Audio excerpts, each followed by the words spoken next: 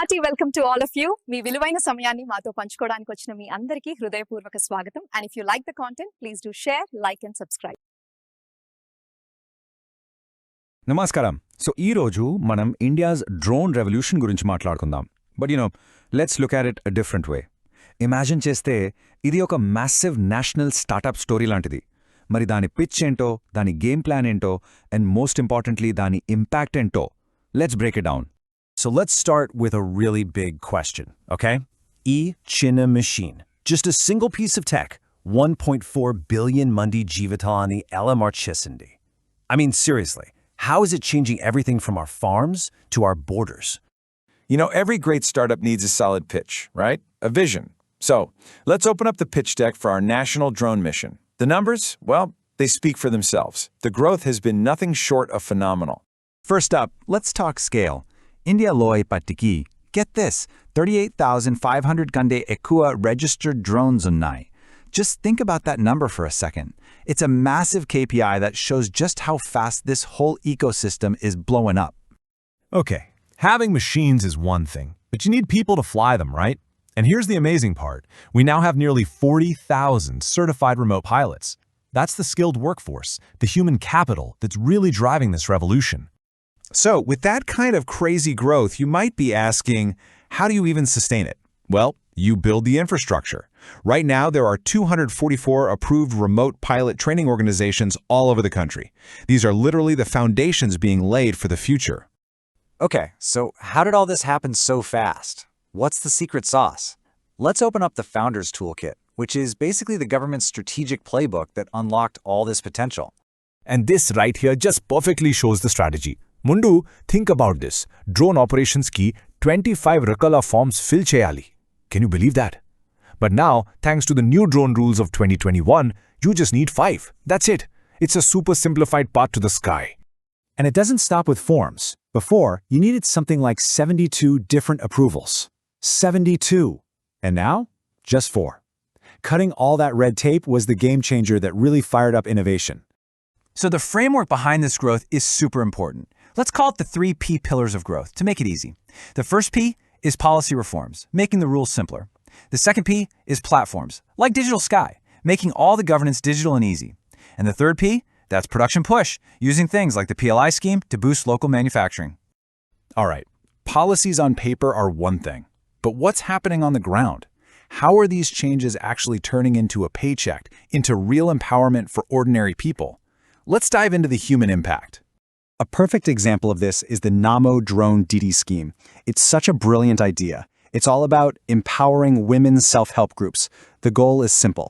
Give them drones so they can totally transform agriculture, earn more money, and create new jobs right there in their own villages. And guess what? It's really working. As of now, 1,094 drones have already been delivered to these SHGs. That's not just a statistic, That's over 1,000 stories of empowerment, a huge proof point that this is having a real impact. Let's make this even more personal. There's this story of a drone Didi from Sitapur in UP. After her training, her SHG started offering spraying services to local farmers. Think about it. Not only did their income go up, but so did their standing in the community. Their social empowerment grew. Now that is real change. So you see, our national startup is finding its product market fit in so many places. Let's take a look at how drones are actually becoming a part of our daily lives, sector by sector. And to keep track of all this, I've got a simple mnemonic for you. DRONE. It's easy.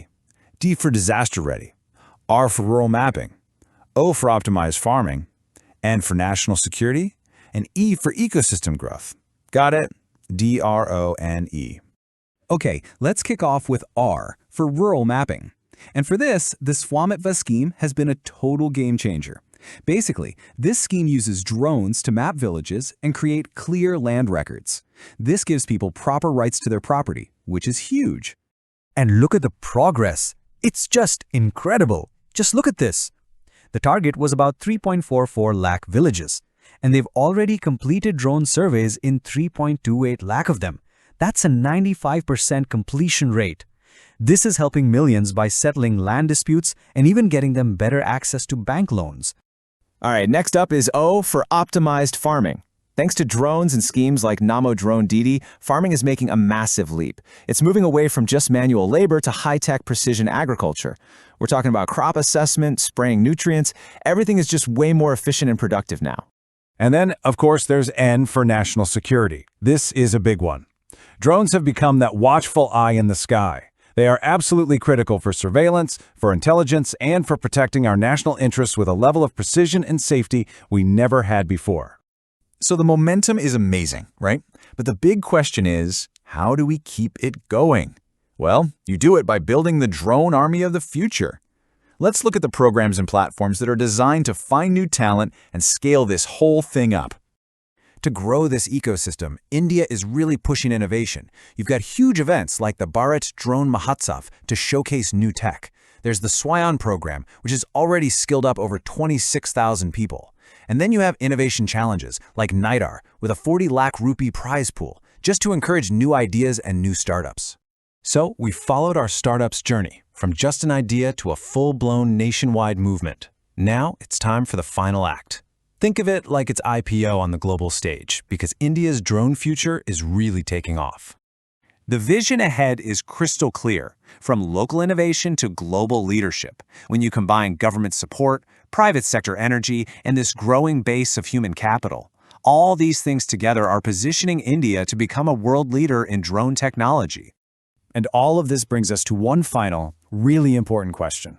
We now have this incredible new power, the power to see from the sky, to act from the sky. So the question for all of us is, what are we going to build with it? What's next? Something to think about. Thanks for joining me.